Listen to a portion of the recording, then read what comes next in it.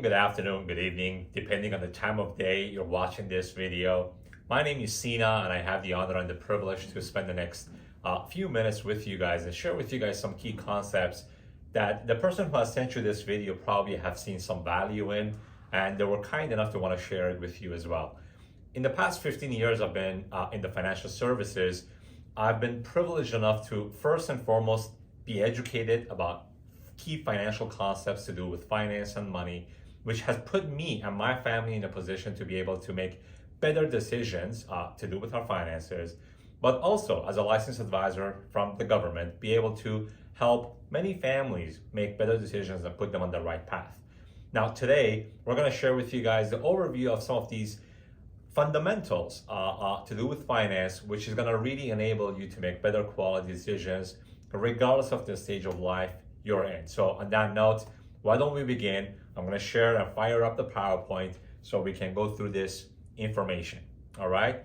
So we like to call this session the ABC of building a better financial future, which is exactly that, the foundation, the principles, the elementary information where any family will require to make better decisions. But before we do that, let's see what is the current status of our global and Canadian economy to do with families' finances. When we did a bit of the research, we realized that financial illiteracy happens to be one of the biggest economic crises in the world. And it's also the greatest threat to freedom globally. We see countries that are poor, countries that are wealthy and rich. And yet, in both countries, those families that are not financially aware, financially literate, they're exposed and vulnerable to be taken advantage of. In our own nation, Canada, less than 15% believe they have strong financial literacy skills, while nearly 39% rate their financial knowledge as poor. That goes to say there's a lot of need out there. There's a lot of good families that are in a position where they are really aware what they don't know. And they are in a position where they actually want to educate themselves, which creates a need for what it is that we do. Now, that's exactly what our mission is as a company and as a team, to erase and eradicate financial illiteracy. Our goal as a team is to put especially the middle and upper middle class families in a position where they can create wealth and be able to protect it and pass it on to their loved ones. So here's what some of the stats to do with Canada appear to be like. Financial illiteracy crisis in Canada tell us four major things. Number one, 25% of Canadians don't have enough cash to cover a $500 emergency, which could happen at any time to any of us. But yet, despite the fact that it could happen to anybody, one out of every four families are not financially prepared to overcome that challenge. The second stat shows that 1 in 6 insolvencies or bankruptcies were filed to deal with student loans. A lot of good people, a lot of students graduate high school, they go to university, and the hope and the dream is to graduate and end up with a better job and make more money. And yet, what stats show is that 1 out of every 6 people who do graduate, because of that student debt, they end up having to go through bankruptcy, a consumer proposal, something as such. The average personal non-mortgage debt appears to be about $45,000. You pay attention, that's excluding, taking off the mortgage balance, which is still a high amount of debt for an individual to carry. And 32%, almost 1 out of every 3 adults, have zero retirement saving, which on its own puts a lot of pressure and takes away a lot of hope from families, and also puts a lot of pressure on our entire government resources. Now, we're going to solve these challenges a step at a time, a key concept at a time. And let's be clear, it's not all going to happen with one session. But one of those key concepts that I truly believe is going to make a dramatic difference is the financial X-curve. It's a concept that I really believe. I've seen families that have implemented this concept, that were able to make better decisions and get to a better place. And I've also seen families that they did not make decisions based on this, and they had to eventually pay the consequences and live with the consequences. What this concept really educates us on is how it is that we need to decrease our financial responsibilities while at the same time increase our wealth. And here's what it really shows. If you guys were to imagine this lifeline or this line to be your lifeline from now till many, many years where you're going to be happy and healthy living with your loved ones, financially speaking, there is one event where a lot of families plan for called retirement. Now, for that to happen, two things need to happen simultaneously.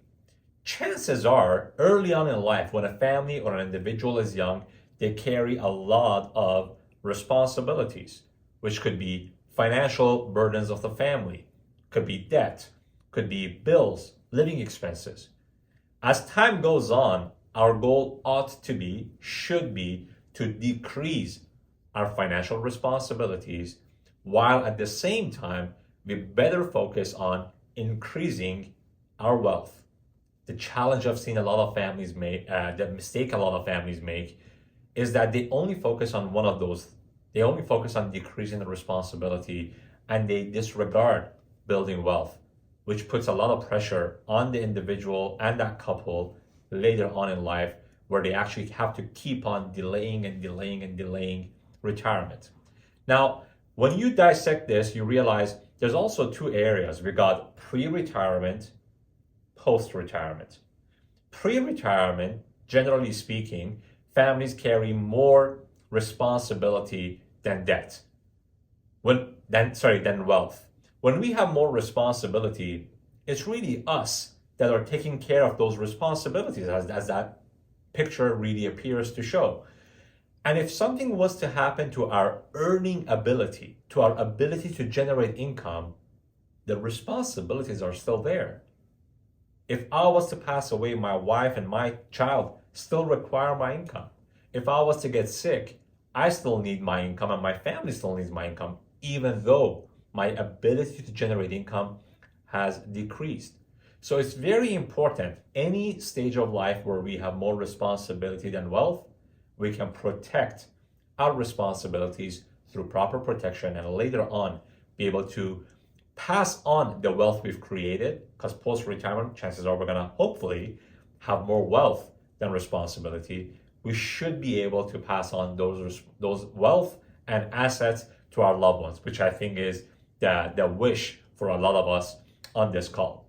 Now, a lot of time when I share this concept, the concept of X-curve with people, families ask, well, Sina, where should we start? What is the first step?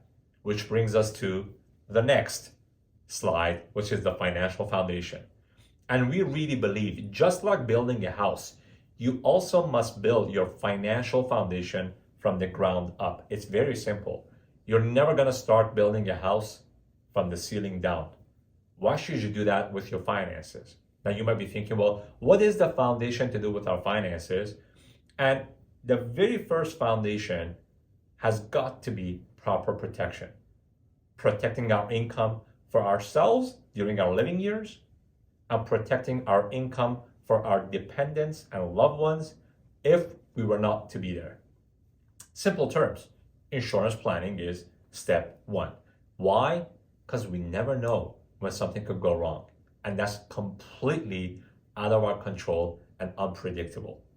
Once we've taken care of the foundation, the second step would be to eliminate debt. Debt solution would be our second important step. Third step would be emergency fund. Simply, we want to make sure we can prevent going back into debt. Chances are, as we saw in the stats, the reason a lot of families have that debt to begin with is because there was no emergency fund. And we're going to talk about how to go about each of these. And last but not least, the focus should be on investment. Now, a lot of time I've seen families, good families, where they're under the impression they're making the right decisions, but they're actually building their finances the other way around. Practically, they're building their financial house from the ceiling down with no proper foundation. So let's dissect each and every single one of these, starting with proper protection. When it comes down to proper protection, as I already addressed, there is two protections each individual and family does require. Number one, to protect your income against loss of income. and protects against loss of savings. Those are two major areas where each individual require protection of income. Now, one of the very first types of protecting of income we require is in form of a life insurance. Now, the very first question is, how do I calculate the amount of life insurance I need? Well, we're going to share with you guys a simple formula as a rule of thumb that you can calculate exactly your life insurance requirements based on your exact situation. And that's a 10x rule. A good rule of thumb for how much life insurance you and your family require is usually 10 times your annual family income. Now, if I bring in, let's say, $100,000 a year, and that's what my family requires, 10 times that would be $100,000. Then I also got to calculate it for my wife. So as this example show, if you're earning $50,000 a year, you should also have about $500,000 worth of protection, at least, to be properly protected. And that's going to bring you the peace of mind that should something was to happen to you and you're no longer there, of course, we all know it's going to leave our family with two major hurts and damages. The first damage and hurt is going to be an emotional loss. That's the first type of loss our family is going to feel. Nobody and nothing can fix that. But the second type of loss we're going to leave behind is that income loss. But then after implementing that kind of a formula, as we discussed the 10x rule, we can at least make sure the income loss has been fixed. I hope that kind of makes sense. Moving forward, we also talked about being able to protect our income for ourselves in the event of a critical illness. And that raises the next question. How do I calculate the amount of critical illness coverage I need? And for this, we have 1 to 2x your annual family income. The reason for that is because, generally speaking, when a critical illness, such as cancer, stroke, heart attack, bypass of heart, if any of those, God forbid, was to occur, it usually, based on stats, takes about 1.5 to 2 years of treatment, of going through, chemo and whatever the case may be, to take care of our health and regain our full health. During that time, the last thing we want to worry about is expenses, mortgage, rent, car payments, family expenses. So here's an example. If the same individual who was earning $50,000 a year, they would need about $50,000 to $100,000 worth of coverage to protect their income for themselves during their living years against critical illnesses. So that's to do with proper protection. Now we have the foundation. Let's tackle the second step, which is debt solution. And we're going to share with you guys 3 major concepts that can really make a dramatic difference in eliminating debt if you carry any. The very first is reducing the amount of debt. And that usually could happen by using a strategy such as a debt relief. There's a number of ways that a concept like this could be implemented if it is the right concept, which for that, I really suggest you reach out to the person who invited you. And if that is something that is worrisome to you, this might be, in some cases, the right solution, where we dramatically lower the amount of debt. But the second way we can go about tackling the debt is by reducing the interest rate through a strategy such as consolidation. What that's going to implement is now every payment we're making, more of that money is going to go towards the actual principal and less towards the interest. And that's going to shorten the length of time it's going to take for us to become essentially debt-free. And last but not least, something that was so profound when I learned it throughout the years of being in this business is a concept called debt roll-up, where you don't necessarily need to change the interest rate. You don't need to go through something like a debt relief program, but it's all about allocating the same funds you're using towards your debt, but in a systematic way. And that's going to make a huge difference in shortening the amount of time and paying less interest on the debt you're carrying. For the details, again, I suggest you reach out to the person who invited you. They'd be more than glad to go over those concepts if it applies. Now, debt has been eliminated. Remember, we talked about preventing going back into debt, which brings up emergency fund. When it comes down to emergency funds, simply, we want to save 3 to 6 months of our family's expenses. Not in real estate, not in a retirement savings plan, in an accessible and non-risk kind of a savings. And an account that is liquid and we're not taking in a whole lot of risk. The idea here is not to invest and experience a lot of growth, but more than anything, we want to have liquid, accessible money that at any time, because emergency could happen today, it could happen tomorrow, it could happen 5 years from now, but those funds should be readily available and accessible.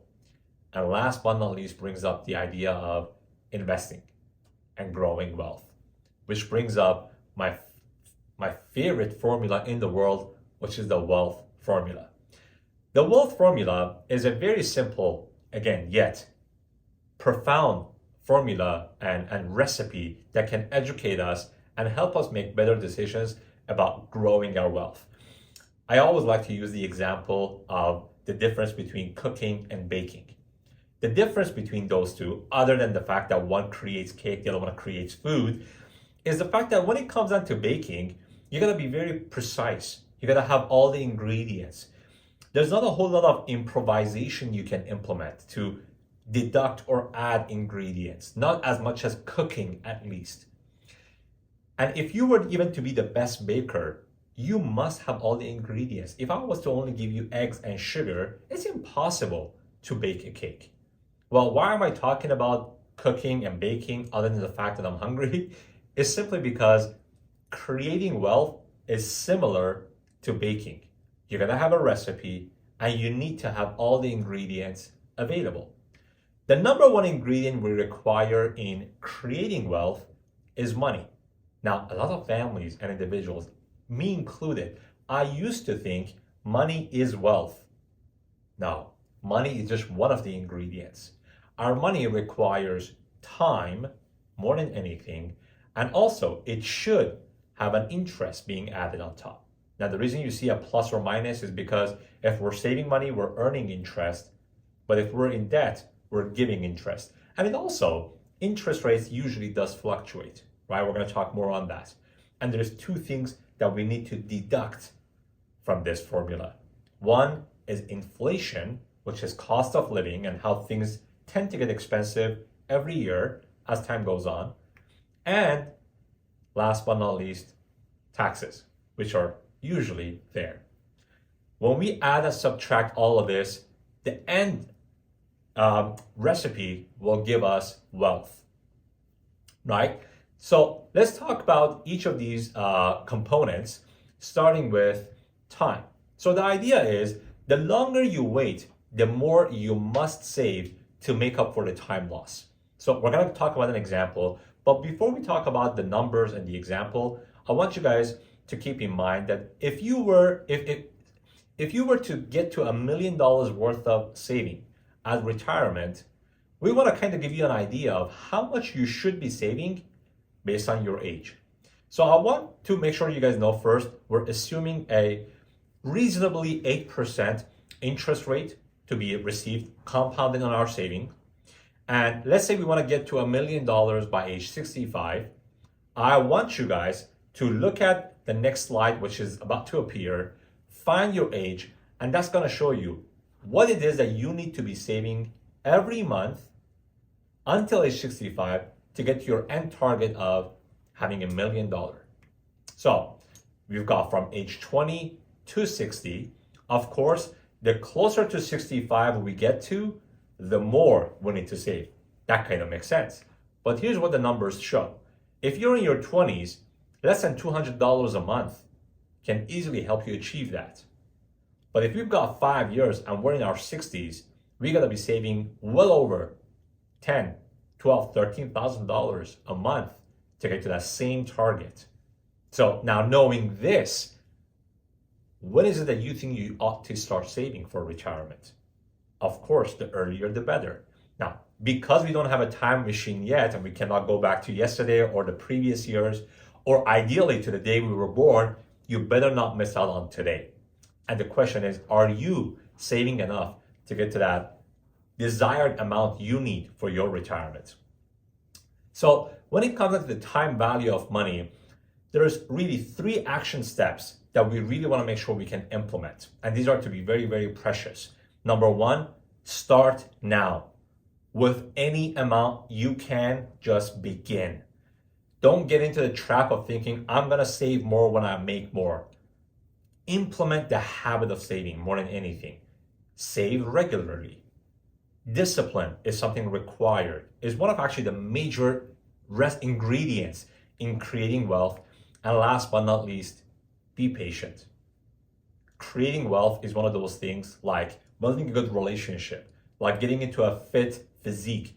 It requires persistence, consistency, and also time. You need to be patient with it. It's not going to happen overnight. You all know the famous saying, easy come, easy go, right? So let's move on and now talk about the rate of return. There's a very, very simple formula that we actually have to do with the rate of return. But before we talk about that formula, I want to differentiate and talk about 2 types of interest that we could have on our money. We have compound interest, and also we have another type of interest, simple interest. Now, compound interest is almost like having interest on top of interest, on top of interest, on top of interest. So the longer you actually leave the money, the more that compound interest is gonna play a factor. And the difference between simple and compound interest is simply the fact that on a simple interest, whatever amount of money you deposit, you're gonna get the same percentage on the initial deposit amount. But on compound interest, as I already explained, is interest on top of interest. So if we leave the money in that kind of an environment in the long run, you're gonna have the difference between day and night, between simple and compound interest. Here's an example that can really help us instill the idea of compound interest. And that formula is really called the rule of 72. It's a mathematical formula which explains if we divide number 72 by the interest our money is earning every year, the answer is how many years it takes for our money to double. And here's an example of how these numbers could make sense. Let's imagine you're 29 years old and you got $10,000 to your name, and you decide to save and invest this amount of money without adding any additional funds to this principal. So if that money is growing at 4%, based on rule of 72, 72 divided by 4 is 18, which means every 18 years, our money is going to double. So 18 plus 29 when you're 47, you should be having about $20,000, and 18 years later when you're 65, you're going to be having about $40,000 in your account. Not bad, you double your money twice. But the reality is at age 65, 40,000 is not going to do a whole lot towards your retirement. So what if the same individual, the same 29-year-old with 10,000 instead of 4% could earn 8%? Now, he or she is not going to have double the interest, but rather quadruple of the, not double the amount, but quadruple of the end result. Same time frame, same beginning point, and that's the power of compound interest. Now, instead of 40,000, he or she is looking at 160,000 in their account. And if they could earn 12% in that time frame from 29 to 65, because every 6 years their money is doubling, they can be anticipating to have about $640,000 saved up. The difference between someone saving money at 4% versus 12%, based on this example, is about $600,000. That is not an amount of money that we can just disregard. So once you see the difference, it's really hard to imagine intentionally placing our money at 3 or 1% or even less than that, as what a lot of saving accounts provide, because that's really not going to serve us in the long run. And as Albert Einstein, one of the brightest minds in our entire human history, says, compound interest, as we just discussed, is the 8th wonder of the world. He who knows it earns it, and he who doesn't pays it. And the reason he talks about it in that format is because the rule of 72 also applies to our debt. If we have debt at, let's say, 18%, like a credit card, 18, 19, 20%, well, 70 divided by 18 is 4. That means our debt could double every 4 years if we don't approach it properly. Now you see what it is that Albert Einstein has been talking about. So here's 3 strategies to protect against impact of losses. We talked about how money could be growing based on the rule of 72, the wealth formula, but it's also important to minimize our chances of loss. Number 1 concept that you can really implement is dollar cost averaging. Again, a very, very powerful concept that you could implement, which really goes hand in hand with the discipline and the consistency in saving. Every 2 weeks or once a month, but doing it every month. That's the idea behind dollar cost averaging. Diversifying. I think everyone knows that the famous saying of not keeping all your eggs in one basket. You want to diversify your funds. And last but not least, utilizing the right account. Because depending on the type of account we're utilizing, it really can determine what it is that we're going to end up with at retirement or in the next few years when it comes to purchasing a house, making a major move financially speaking. So don't procrastinate, consider inflation and talk to your financial professional, ideally the person who sent you this video because they really probably care about you, about ways to reduce the impact of losses and the strategy you could use. All right, so now let's talk about an example, in fact, an analogy where if you had the choice between paying tax on your seed money or on the harvest money after its growth.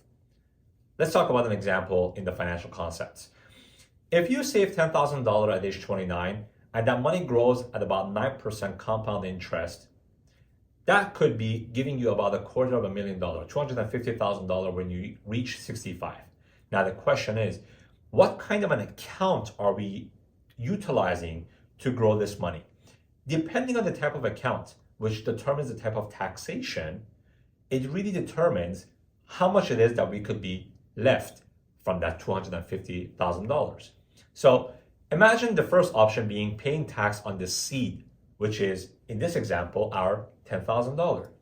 Paying tax on the initial $10,000 means you pay today's tax rate, which you're aware of, and when money grows to $250,000, the taxes are now not going to be an issue for you to worry about because you paid the tax on the initial amount. The growth, the profit could be utilized potentially tax-free. But then if you decide to go and pay on the harvest, means paying tax on the $250,000 harvest on a tax rate that we're not aware of. We never know what the tax rate is going to be. In the past few decades, generally they have gone up, and it could put us in a position where chances are we're going to end up paying more taxes. And that's exactly how we're going to divert and talk about 3 different ways that we could be taxed on the accounts we choose. So there's, generally speaking, 3 types of accounts available in the financial market to families in Canada. We've got tax now, tax later, tax never. Simply put, tax now are taxable accounts where every year you're going to be liable for the taxes on the growth of the money you've actually experienced. The second option is tax later, or as referred to as tax deferred. We're simply delaying paying taxes.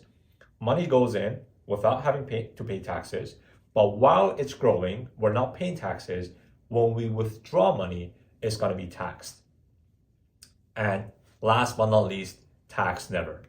Now, how taxes affect various savings and investment accounts, we're going to talk about it in a very simple format. These are some of the different accounts that we could have from banks, investment or insurance companies, and each of them really dictate the type of taxation environment we're going to be dealing with. So it's very, very, very important that we go into that kind of an account knowing the tax implications. Not knowing this sort of thing can really create tax implications that we were not necessarily ready for or we did not necessarily sign up for. I've seen that happen more times than often. Each account is really taxed differently. So your idea should be to minimize your tax advantage strategies, but you cannot do that if you're not aware of how each account is necessarily taxed. And the impact of taxes can really tell us a whole lot about the type of strategy we're using. So your tax strategy can determine how much money you, first and foremost, keep in retirement. The more money you have in your retirement, the better, of course, and the higher quality of retirement we're going to be having. It also determines how much it is that we're going to pay to the government. I am not against taxes. As a financial professional, I believe we should pay our fair share of taxes, and taxes that I'm aware of how they're going to be calculated. And last but not least, determining the type of account we're choosing also can determine what it is that we're leaving for our children. So there's the next concept we're going to be discussing is the two components of a permanent life insurance. If you recall, we talked about how you can calculate the amount of life insurance you require. We also talked about how it is you can create wealth. Now, let's put these two together. And if we were to have an account where it could combine both of these major components together, and that's essentially what a permanent life insurance, if it's the right plan for you, could really implement. What it really does is it brings a permanent life insurance, which is going to protect you and your income for your loved ones for the rest of your life. And in addition to that, it's also going to give you a fund value, an investment account that you could utilize during your living years. So you're basically purging two birds, one stone. Well, at least two birds, because it could even have more than two birds, sorry. So one of the investments that we could use in such accounts like a TFSA, an RRSP, or a permanent life insurance, just as an example, is an investment called the S&P 500 or Standard & Poor's 500. And it's a stock market index. It's an index of essentially the top 500 publicly traded large cap US based companies. Now, here's based on, I think it was based on the last quarter of last year, the companies, or last year, what I mean is 2023, because we're recording this call in 2024. These are the companies that are right now making up the S&P 500. Companies such as Apple, Microsoft, Google, Amazon. These are companies that chances are we're dealing with and we're utilizing on a daily basis. And they're the leading United States economic indicators. Now, what's interesting for you guys to know that every quarter, the S&P 500 gets rebalanced. If there's a new company that is, not a new company, if there's a company that is now in the top 500, it gets rebalanced. And that's why it has been able to really perform a much better performance compared to a lot of other investment vehicles.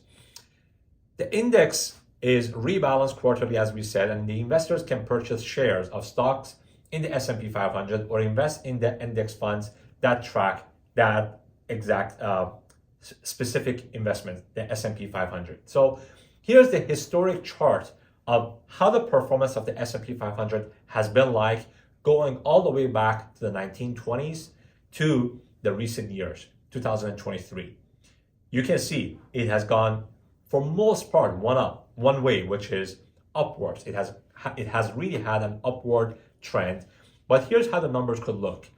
If you invested $100 back in January of 2003, about 20 years ago, that could be worth over $700 in December of 2023, within 20 years, which is 10.31% average annual rate of return, compounded throughout the years.